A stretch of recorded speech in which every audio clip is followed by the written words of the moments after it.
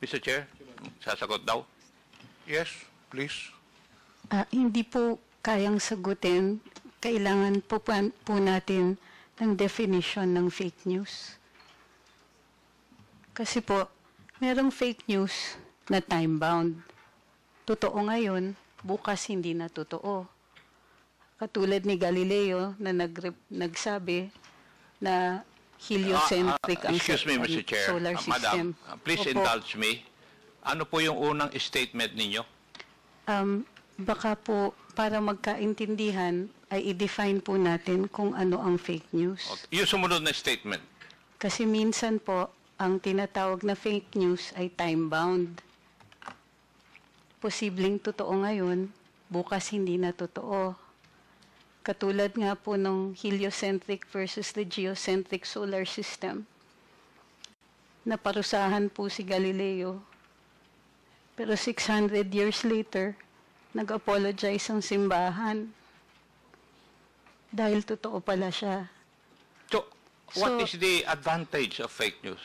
No, sir, we can only answer that question if we define what fake news is. And may I know, from your background, how would you define fake news? Sir, that's one of my problems with the proposed legislation, is that it is very difficult to pin down a definition for fake news. May I know, Marami may I po know akong what binasa. proposed legislation are you talking about? Sir, Representative Ace Barber says that he proposes regulation, a regulatory framework for social media to combat fake news.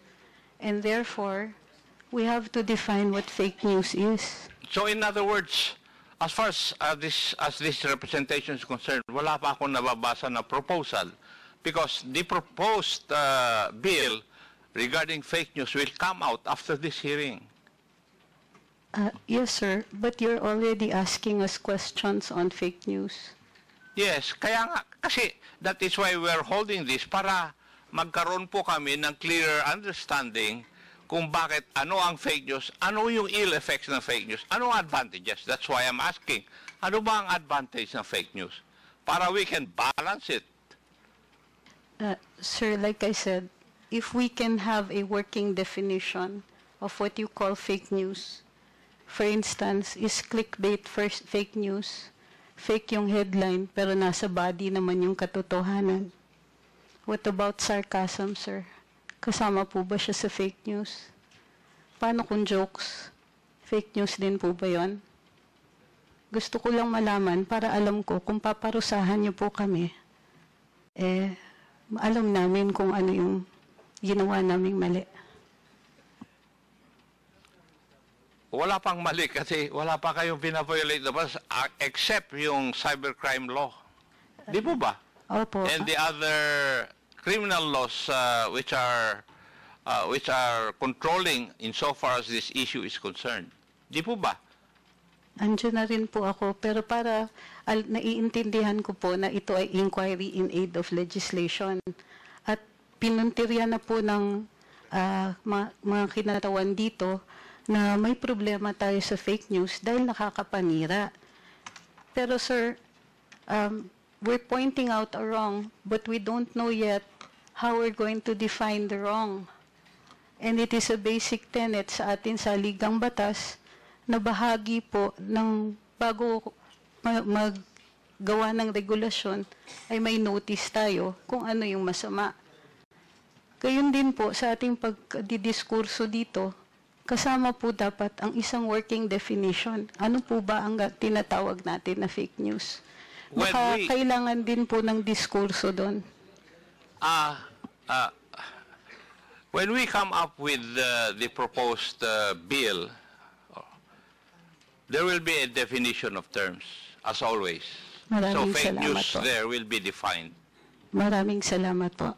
Yes, that's the protocol of this legislative body. Whenever we come up with bills, we have a portion of that bill which define the terms embodied in the proposed bill. So nandun, i-define namin. Don't you worry. Salamat po.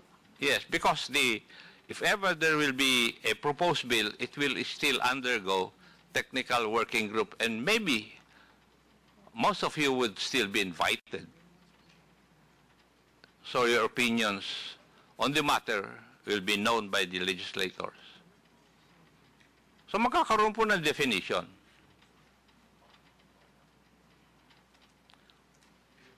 Would that allay your fears, Madam Angeles? Yes, sir. Pero sana, ano lang po, ang request lang po, naiintindihan ko po na nagagalit kayo dun sa ibang napopost ng mga kasamahan ko. Hindi po ako nagagalit, Madam Angeles. Kasi ang nagsasabi lang sa akin, yung mga anak ko, kung binabanatan po ako. Sila po ang mahilig magbasa. Ako, I'm too old already to read all those things. Naiintindihan ko po, sir. Pasensya na po kasi bahagi rin po ng pagde-develop ng ating komunikasyon at yung bagong teknolohiya na tinatawag nating social media. Pati po yung values nagde-develop din. Sana naiintindihan din po ninyo na bahagi din po ito ng kahit anong pagbabagong nangyayari. So, Yeah, pero kung yung means na pagbabago ay labag po sa batas, tama po ba yun? Attorney? Sir po, pakiulit po.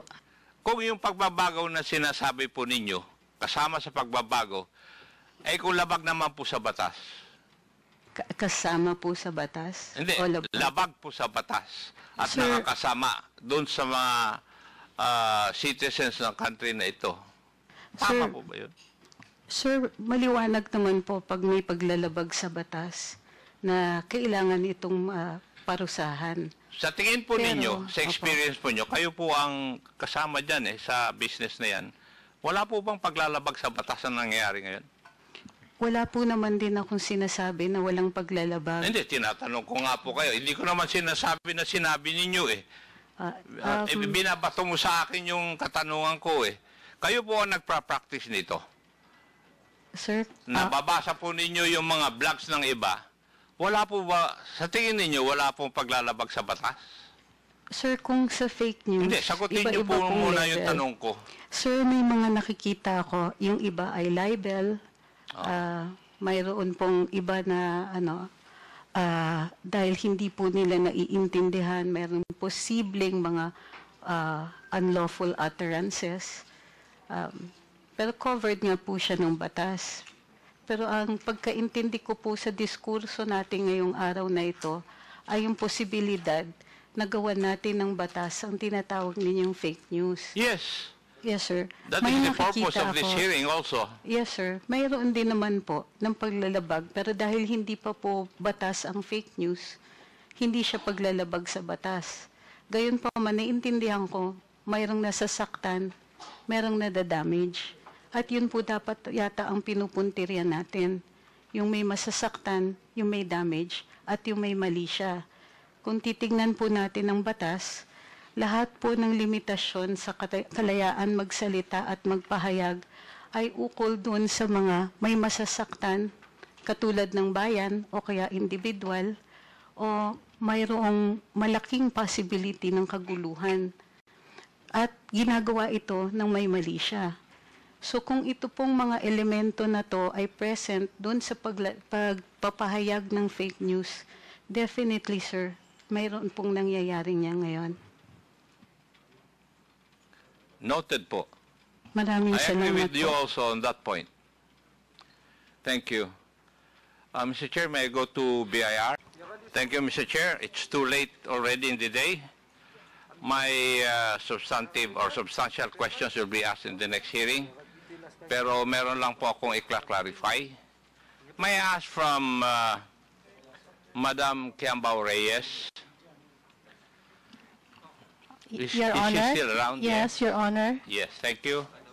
A perusal of your blogs, palagi mong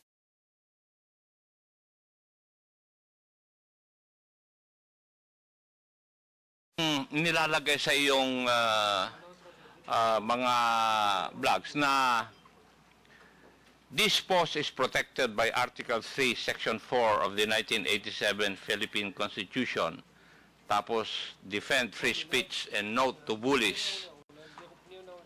Would that be true?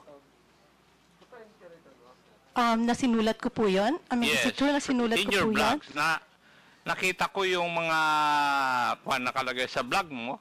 It's either this post is protected by Article 3, Section 4 of the 1987 Philippine Constitution, at saka defend free speech and note to bullies. Your Honor, Would that be true? Your Honor, una po, wala po akong blog, so that's just my personal Facebook account. And yes, nilalagay ko po yun, yung disclaimer na yan, kasi nga po, medyo sensitive po ngayon tayo sa mga ganyang post, di ba? So I have to remind the readers also that these are just opinions, these are just reactions, it's no news, and our free speech is protected by our Mr. Chair, Constitution. simple lang po naman yung tanong ko eh. Ano po yun, Your Kung Honor? Ang tanong ko lang naman po pwedeng sagutin ng totoo. Yes, Kasi ang tanong ko lang kung lahat sa iyong post may nilalagay ka na this post is protected by Article 3, Section 4 of the 1987 Constitution, at saka defend free speech, at saka no to bullies. Yes or no? No, Yun lang sir. po, I do not need an explanation. Sir, no, sir. Not all, but most of my posts, may nakalagay pong ganon. Lately, ha? Lately po, ganon. Pero sometimes nakakalimutan kong ilagay yon. But as much Yes. as possible, nilalagay ko po because that's also advice din ng mga kaibigan kong abogado. Yes. May I know what Article 3, Section 4 of the 1987 Constitution all about? It's about free speech, sir. And would you free- know, Madam Kiambao, that free speech is not absolute? I understand, sir. You understand? Yes, sir. Yes, Your Mabuti. Honor. Now, matanong ko po ba, no to bullies, who are you referring to? Marami po talagang bullies din sa online at Sino po marami yung po. nagbubuli sa inyo? O ikaw ang nambubuli?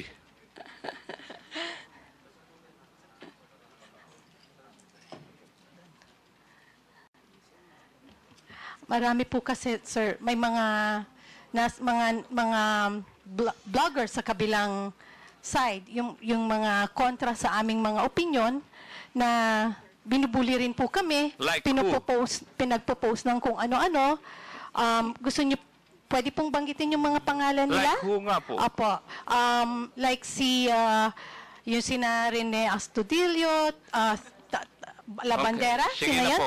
TPL Labandera, Tama na po. TPL 3. Ano po ang ini-espouse nila na laban po sa inyong opinion? Eto po, sa akin po, tulad nung first hearing po, hindi ako nakarating dahil ako po ay nasa ibang bansa, dumating na po ako ng hapon. And then, kung ano-ano na po yung mga pinagsasabi at pati yung itsura ko, kung ano-anong sinabi nila na kesyo, kung ano-ano pong hindi maganda. And hindi ko na rin naman po pinatulan, pero yun nga po, no to bullies, di ba? Parang, just because hindi po tayo kumikibo, yun, kung ano-ano na nga yung pinagsasabi sa kanilang mga FB pages. Sana nga rin po, napatawag din sila dito at nang matanong nyo rin po ang kanilang mga opinion tungkol sa usaping fake news. Thank you. Salamat din po, Your Honor. Sinabi mo kanina sa opening statement mo, if I remember right, wala kang kinikilingan. You're not pro-BBM or Marcos. You're not pro-Duterte. Tama po. Tama po, Your Honor. I'm pro good governance. But like I said, also in my statement, I support and I respect yung pong mga pinuno at lahat ng Pilipino na sumusuporta sa aking advokasya, which is good governance nga po at free speech. Good governance. Yes Pero po. dapat po bang isali rin yung paninira ng mga individual na tao? If Ano you are po pro-governance, Ano po yung tanong po doon, Your Honor? dapat po ba ilalagay sa inyong mga post yung paninira? Hindi ko po masyadong makuha po yung, maintindihan po yung tanong. Baka mali po ang maisagot ko. Hindi po ba question na po kayo kanina ni Honorable Abante? Nag-apologize nga po kayo eh. 3 beses. At paiyak-iyak pa po kayo. Yes, Your Honor. Napapaiyak po talaga ako sa... And then you claim na wala kang kinikilingan. But from your post, meron kang kinikilingan. Your Honor, May bias ka rin na pinapakita. Kasi nandito sa akin ang listahan ng mga post mo, yo. sige po. Your Honor, just let me know kung pwede na po ako magsalita. Pwede na po, Your Honor, Yes, you have sumagot. the floor. Okay, maraming salamat po. Sabi ko po, ako ay pro-good governance. Hindi po ako pro-Marcos or anti-Marcos or or any politician. Ang sabi ko po, I'm a pro-good governance. And I also said in my statement that yes, I also have my biases. Diba? Sinabi ko po yon. Pero hindi po ako tumitira ng below the belt. I did not say na wala akong bias or wala akong kinikilingan. Obviously, tulad ng sabi ko, sinusuportahan ko ang mga pinuno, ang mga Pilipino na nagtataguyod ng good governance at free speech. So yes, may bias po ako. Kung sino po yung tingin ko na pinuno na nagtataguyod nito, yun po yung medyo bias po ako doon. Pasensya na po. Thank you. Maraming salamat din po, Your Honor. Yeah. In one of your blogs, kasi hindi ka yata naka-attend, di po ba? Yes, Your Pero Honor. ipinost mo na, and I would like to quote, wait, did they not say that the hearing is meant to investigate their so-called pogo vloggers, narco vloggers, and fake news purveyors? If you're not one of those, why be there and allow yourselves to get insulted and unfairly labeled, accused by some dimwits whose obvious intention is to create a chilling effect? Now that you are here, Madam Reyes, did you feel this? Again, sir? Did I feel... Dito, yung mga sinabi mo sa blog mo that if you're not any of those, why be there and allow yourselves to get insulted and unfairly labeled or accused by some dimwits, whose obvious intention is to create a chilling effect? Sir, Your Honor, that was my emotion at that time and my opinion. Again, that's what I felt. Sino po yung mga dimwits na sinasabi mo? Wala naman po akong pinapangalanan, sir. Eh, sino po ba ang pinatatamaan mo dito sa post mo na ito? May I say? May I ask pala? Ikaw naman, Iha. Wala. Pasensya na po, sir, pero yun nga Hindi mo naman sinasagot yung tanong ko eh. Did you feel na ikaw ay na-insult dito? Yes, Your You're Honor. unfairly labeled or accused Yes. by some dimwits? Your Honor, yes, I felt insulted. Naapektuhan po talaga din yung aming mga... Sino po ang nag-insulto sa inyo? Your Honor, kung makikita niyo po yung mga balita ngayon, Hindi, ang aming sino nga nag-insulto sa inyo ngayong araw na ito? Kasi yun ang sinasabi mo dahil dapat nga hindi Your kayo Honor. attend ng hearing na ito dahil you will allow yourselves to get insulted and unfairly labeled. Your Honor, pwede na pong sumagot. Sa tanong niyo po kung sinong nang insulto sa akin, ayoko pong Hindi, sabihin ngayong araw insulto, na ito pero dito. po, ngayon pong araw na to, natawag po ako ng tanga. Sino Hindi pong po ba? tumawag sa inyo na tanga? Mr. Chairman, For the information of everyone, that word was already stricken off the record.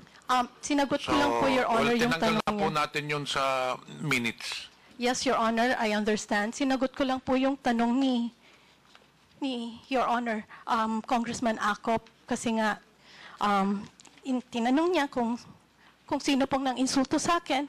Ayokong isiping insulto po yan, pero kasi naniniwala ako na yung mga ganyang salita ay gawa din lang ng galit niya siguro. Kaya okay lang. Ang gusto ko lang po sigurong Ang masakit lang kasi, anyway, yun po. Yun lang po yung sagot ko dun sa tanong niya na O, pero Yun po, sinabi tama. mo rin na yung magtatanong sa'yo o mag-insult sa'yo, isang dimwit. Di po ba? Inunahan mo na eh. Doon sa vlog mo. Di ba? Opo. Yes. It's there in your blog. It is what it is, sir. And yun nga po, that's my... Ikaw ang nauna, Yeah. hindi yung kwan. Kasi, inuna mo nang sinabi na kung a-attend yung mga vloggers, they will be labeled or accused by some dimwits. Your Honor, kung titignan niyo po ay yung mga bali-balita ngayon, naidikit na po yung mga pangalan namin sa mga salitang fake news blogger, fake news purveyor, narco bloggers, pogo bloggers, nakadikit na po yon. In fact, yung latest kagabi, sinabi na ikukulong na yung mga parang 11 bloggers. Kami po yon. I-detain. Sino po yung Nasa balita po, Your Honor. kanino pong balita? Marami po, pwede po nating makita mamaya, pero may mga bali-balita na po. Mga mainstream media po ang nagbalita at idinikit na po yung pangalan namin directly sa mga salitang yan. And nakakalungkot po kasi syempre, hindi naman po namin ma-explain yung mga sarili Miss namin sa MJ, lahat. can I cut you off? Yes, Your Honor. May we know yung sinasabi mong nasa balita? Opo. Pwede mo kang pakita sa amin dito? Opo, Your Honor. Saan balita na ikukulong kayo? Sino nagbalita? You mentioned mainstream, so that would be GMA, ABS-CBN. Yes. Pwede mong ipakita rito mainstream preba po. na merong nagpalabas ang mga mainstream media na ikukulong kayo? Because Wait I have lang, not Your heard Honor. of any Meron po. mainstream media telling that, saying about this supposedly na pagkulong sa inyo. Pwede mo bang ipapakita rito yung prueba, ebidensya, Meron po. proof that this mainstream media has been saying na ikukulong kayo? Yes, Your Honor.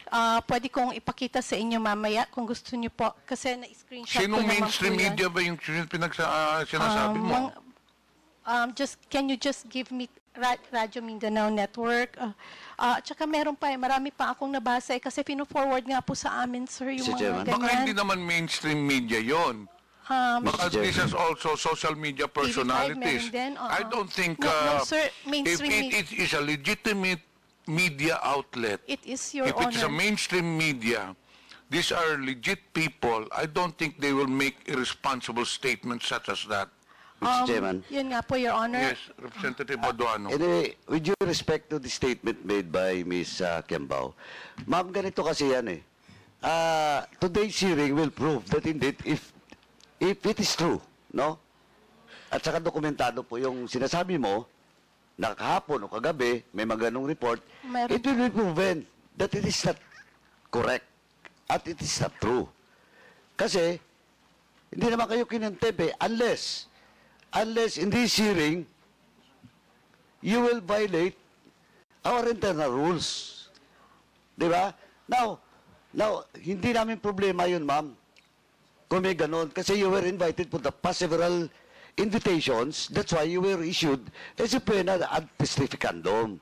Eh siguro, kung anumang media yan, baka interpretation nila, pag wala kayo dito, makukontempt talaga kayo. Now, ma'am, second, ma'am, yung sinasabi mo ngayon, yung news ngayon, you're now in the news. Okay? And yesterday and Now, today, yes. and then, with regards to this hearing, nasa news kamo, and you were accused of being sa fake news, etc., etc. Ma'am, remember, you apologized 4 times on those issues. Na-question sa iyo, and you apologize. And that's on record.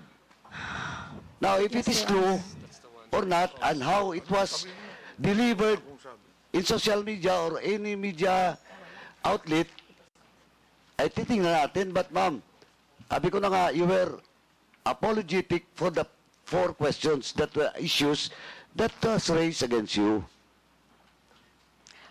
Di ba? Now, kaya dalawang issue dito. Question of contempt. Hindi naman kayo sinite in contempt. Now, that will be the question of that media outlet's credibility kung ba't nila ni-report na makukontempt kayo, na hindi naman kayo makontempt. Sabi ko nga, hindi kayo makukontempt today unless otherwise. You will violate the internal rules of this committee. Malinaw po yun. Yes, Your Honor. Diba? Well, in fact, itong hearing ngayon will prove that indeed you attended this hearing and I'm very thankful for that. Kaya Attorney Trexie, I'm very thankful for attending this hearing. But ma'am, ang sinasabi ko lang, yung mga news kagabi na iko-contempt kayo, now, ipoprove natin na hindi kayo na-contempt. Yes, Diba? Your Honor. But question, again, question of fake news, question of you're telling something in your blogs, 4 na issue yun. Well, in fact, kinount talaga ni Chairman Abante, you apologize on those blogs that you have made. Your Diba? Honor, yes, Ganun Your lang po, Honor. that's on record. Your Honor, I was just reacting po doon sa, or responding doon po sa tanong ni Congressman Acop. Hindi ko po sinasabi at ina-assume na ganun po yung gagawin ninyo. Nirelay ko lang po sa inyo yung mga balita na kumakalat at kung paanong ang aming mga pangalan ay nasisira. Hindi ma'am, po ibig sabihin Jim- na dahil sa inyo, kundi dahil dito sa mga nire-report ng mainstream or ng social media about us na nakakasira. Those are fake news. Ma'am, Di po ba? that's why, ma'am, on the other hand, because you're attending this hearing, it only proves that you were not cited in contempt. Di ba? Yes, and You are exceptionated doon sa issue na pinalabas nila last night ba yun or the other day. Pero ngayon, yung lumalabas ngayon, again, I would just like to reiterate, yung lumalabas ngayon na fake news ka or et cetera, whatever, it was proven dito because you apologize. Now, it's up to them how to write the news or the item or whatever. In their social media account, bala sila. But ang sinasabi ko lang po, we are basing all based on facts dito. Well, in fact, yung reklamo mo kanina, na parang na-insulto ka, sabi nga ni Chairman, I was the one who moved. Diba, to strike out the unparliamentary statement made by my fellow colleague, my fellow chair sa Quadcom.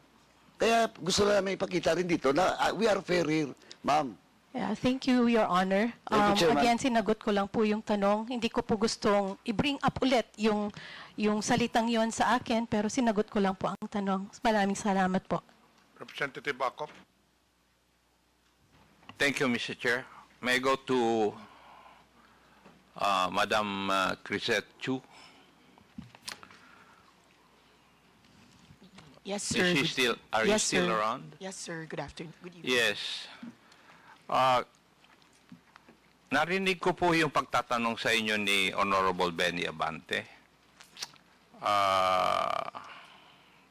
Tinanong ako po kayo kung sino yung mga congressmen na may mga anak o nakuan na nag-aaral kung saan-saan sa abroad. Di po ba? Yes, sir. Nagtanong kanina. Did you learn a lesson from that?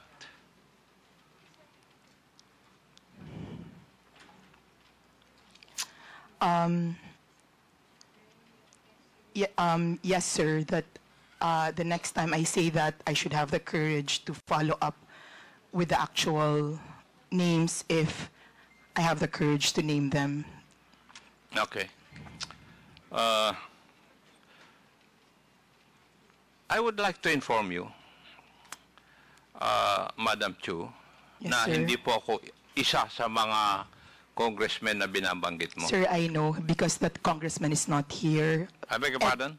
Sir, I know, sir, because the congressman that I was referring to, it was based on the news, sir, and that Hindi, congressman... kasi ang sabi mo kasi, mga congressman. That's why I was asking that question. Did you learn anything from the interpellation of the Honorable Abante? And I'll tell you if you do not know. Sinasabi ko lang Yes, na sir. hindi po ako isa sa mga binabanggit mo na yun. Yes, sir. Yes, sir. At yung mga yes, sir. anak ko, hindi nag-aral sa abroad, nandito po sila lahat, nagtatrabaho, and they are good citizens of this country. Yes, sir. Good for you, sir. Hindi. Huwag mong good for you. It's my job as the father. No, no, sir. I did not mean it As I expect that disrespectfully, you should sir. also if ever you have children, you should train your children to become good citizens of this country. Yes, sir. Sorry, I did not mean it disrespectfully. That's not my intention. I apologize if... Now, the lesson I would like to give to you is that you should, whenever you come up with your post, you should not generalize. Kasi mga congressmen, nilalahat mo, iha. That was not my intention, sir. I do not... Okay, I did why not did you mean- write it? I did not... Kaya nga sinasabi ko, ang lesson learned mo dapat dito, huwag ka nang mag-generalize sa mga post mo. Yes, Kasi sir. I hindi ka will nga makasagot be more kanina. Kung specific tinanong ka next ni, time, nung sir. tinanong ka ni Honorable Labante, you name the congressman. Yes, sir. You're right, sir. I will be specific if I do have issues with And for the certain other people. I'm sorry, bloggers. sir, for if you felt that I was alluding to generally. To tell you frankly, I felt insulted. Kasi you're referring to me also, mga congressmen. I understand, sir. Di ba? Ngayon, sa mga vloggers, kung titingnan ko, masyado kayong mga judgmental eh. That's one thing you should learn. Huwag po kayong maging judgmental.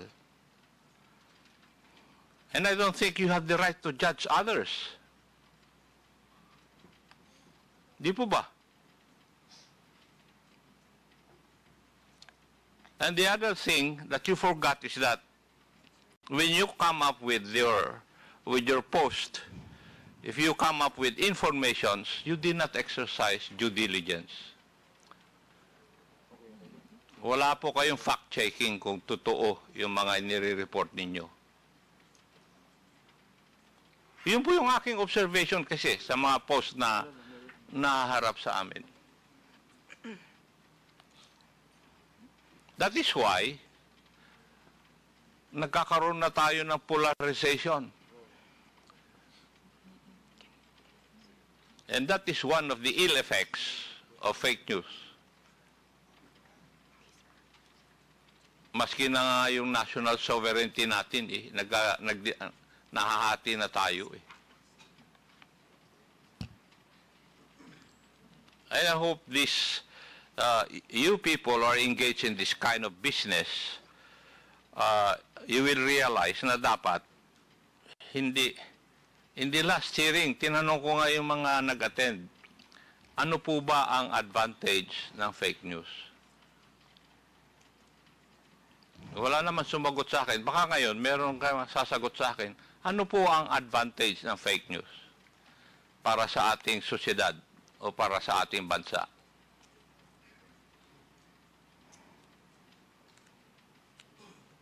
Meron po bang makakasagot sa akin nun? Sir, may I?